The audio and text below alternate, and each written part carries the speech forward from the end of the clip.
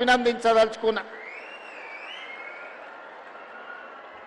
పాఠశాల విద్యా కమిటీ సభ్యులు, విద్య నేర్పుతున్న ఉపాధ్యాయులు ఈరోజు తెలంగాణ సమాజానికి గొప్ప ఆదర్శంగా నిలబడ్డారు. ఇవాళ తెలంగాణ రాష్ట్రంలో ప్రతి శాసనసభ నియోజకవర్గంలో ఒక ప్రయోగాత్మకంగా తెలంగాణ పబ్లిక్ స్కూల్ని ప్రారంభించుకోవాలి. అకాడమిక్ ఇయర్లో ఇందులో నుంచి వచ్చిన అనుభవాలను భవిష్యత్తు పాఠాలుగా నేర్చుకొని ఇంకా అద్భుతమైన విద్యను మన ప్రజలకు అందించాలన్న ఆలోచన ప్రభుత్వం చేస్తుంది. నా సొంత మండలం ఒంగూరులో కూడా ఈరోజు మోడల్ స్కూల్ కింద తెలంగాణ పబ్లిక్ స్కూల్ని ప్రారంభించిన ఈరోజు ఆరుట్ల గ్రామం నుంచే ప్రారంభించాలని ఎందుకు వచ్చినా అంటే మీరు తెలంగాణకు స్ఫూర్తినిచ్చిండ్రు, తెలంగాణకు ఆదర్శంగా నిలబడ్డారు. ఈ ఆరుట్ల గ్రామానికి ఇంకొక గొప్పతనం ఉన్నది. ఆరుట్ల రామచంద్రారెడ్డి గారి పేరు వినుంటారు, ఆరుట్ల కమలాదేవి గారి పేరు వినుంటారు. ఆనాడు నిజాంలు రజాకర్లకు వ్యతిరేకంగా సాయుధ రైతాంగ పోరాటం చేసి పోరాట స్ఫూర్తిని నింపిన ఆరుట్ల రామచంద్రారెడ్డి గారి పూర్వీకులు, వాళ్ళ ముత్తాతలు ఆరుట్ల గ్రామమే. తెలంగాణ నలుమూలల ఆరుట్ల పేరు ప్రతి ఒక్కరికి తెలుసు. ఆ స్ఫూర్తి నాడు ఇక్కడ చదువుకుంటున్న విద్యార్థుల్లో కూడా ఉంటుందని నేను భావిస్తున్నా. అందుకే మిత్రులారా, ప్రభుత్వ పాఠశాలలంటే అనాథలు చదువుకునేదో, ఆర్థికంగా చితికిపోయిన వాళ్ళు చదువుకునేదో అనే ఆలోచన నుండి అద్భుతమైన విద్యను, మట్టిలో మాణిక్యాలను వెలికి తీయడానికే ఈనాడు ఈ ప్రభుత్వ పాఠశాలల్ని ఈరోజు మనము పునరుద్ధరించడమే కాకుండా అద్భుతమైన ప్రయోగశాలలుగా మారుస్తున్నాం. ఇవాళ ఈ ప్రభుత్వ పాఠశాలల్లో చదువుకున్నోళ్ళే రేపటి భవిష్యత్తుకు నాయకత్వాన్ని వహించే వాళ్ళు అవుతారని నేను సంపూర్ణంగా విశ్వసిస్తున్నా. ఈ సందర్భంగా ఇక్కడికి వచ్చిన విద్యార్థులకు ఈరోజు ఈ వేదిక మీద ఎవరినైనా చూడండి, నేను కూడా ప్రభుత్వ పాఠశాలలనే చదువుకున్నా, మీలాగనే గ్రామీణ ప్రాంతంలో చదువుకున్నా. మీకు చెప్పినట్టే మామూలు టీచర్లు మా ఊర్లో చదువు చెప్పారు. 1వ తరగతి నుండి 5వ తరగతికి మా ఊర్లో చదువు ఉంటే మేము 6వ తరగతి చదవాలంటే 6 కిలోమీటర్లు అవుతానా కొండారెడ్డిపల్లి అనే మా సొంత గ్రామం నుంచి 6 కిలోమీటర్ల దూరాన ఉన్న తాండ్ర అనే విలేజ్కి వెళ్ళి మేము చదువుకునేది. ఆనాటికి మేము ఉదయము పాఠశాలకు నడుచుకుంటూ వెళ్ళి చదువుకొని సాయంత్రం మళ్ళీ 6 కిలోమీటర్లు నడుచుకుంటూ వచ్చేది. మా కుటుంబంలో ఆర్థికంగా ఉన్న విద్యా అవకాశాలు లేకపోవడం, సొంత గ్రామంలో 5వ తరగతి వరకు ఉండడం వల్ల 6వ తరగతి చదవాలంటే కూడా పక్క గ్రామానికి వెళ్ళి చదువుకునే పరిస్థితులు. అయినా చదువు వదలకుండా చదువుకున్నాం, పట్టభద్రులమైనాం. ఈనాడు తెలంగాణ రాష్ట్రానికి ముఖ్యమంత్రిగా అయినంటే ప్రభుత్వ పాఠశాలల్లో చదువుకున్న నేను 17 సంవత్సరాలు తిరగకంటే ముందే రాజకీయాలలో ముఖ్యమంత్రి స్థాయికి ఎదిగిన.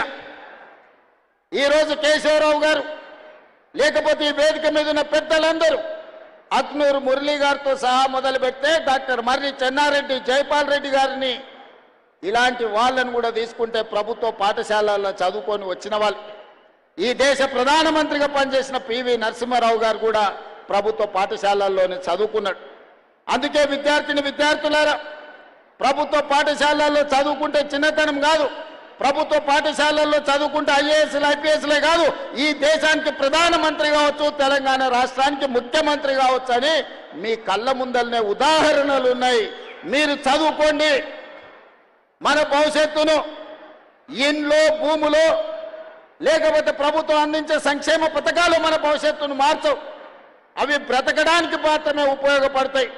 మన భవిష్యత్తులు మారాలి, మన తలరాతలు మారాలి, మన తల్లిదండ్రుల ఆత్మ గౌరవంతో తలెత్తుకొని మన గ్రామంలో, మన జిల్లాలో తిరగాలి అనంటే విద్యలో రాణించాలి. ఐఏఎస్లు ఐపీఎస్లు కావాలి, డాక్టర్లు, లాయర్లు, ఇంజనీర్లు కావాలి. ఈ దేశానికి నాయకత్వం అందించే నాయకులు కావాలి.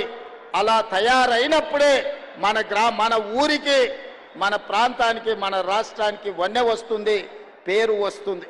అందుకే మిత్రులారా, ఎవరెన్ని మాట్లాడినా, ఎవరెన్ని విమర్శలు చేసినా, ఈనాడు విద్యాశాఖను ప్రక్షాళన చేసి విధ్వంసమైన విద్యా వ్యవస్థను వికాసం వైపు నడిపించాలి.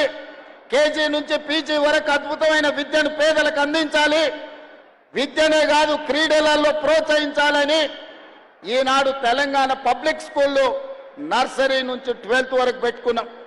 ఇదే కాదు ఈనాడు young India integrated residential schools ప్రభుత్వమే తెలిసో తెలియకను ఎస్సీలను ఒక దగ్గర, ఎస్టీలను ఒక దగ్గర, బీసీలను ఒక దగ్గర, మైనారిటీలను ఒక దగ్గర, మిగతా వర్గాలను ఇంకొక దగ్గర హాస్టళ్లు పెట్టి చెప్పకనే కుల విభజన చేస్తున్నారు. మన మధ్యలో కులాల మధ్యన గోడలు కడుతున్నారు. నేను ఆలోచన చేసిన కుల వ్యవస్థ నిర్మూలన జరగాలంటే ఈ అడ్డు గోడల్ని కూల్చాలని young India integrated residential schools ప్రారంభించి SC, ST, BC, minority, upper caste అందరినీ 500 మంది విద్యార్థులను 2500 మంది విద్యార్థులను 25 ఎకరాలలో అద్భుతమైన ఇంటిగ్రేటెడ్ రెసిడెన్షియల్ స్కూల్స్ ని డిజైన్ చేసినాము. ఈ రోజు నిర్మాణ దశలో ఉన్నాయి, తొందరలోనే పూర్తయితాయి. ఇలా చదువు ఒక్కటే కాదు, స్కిల్స్ ఉండాలి.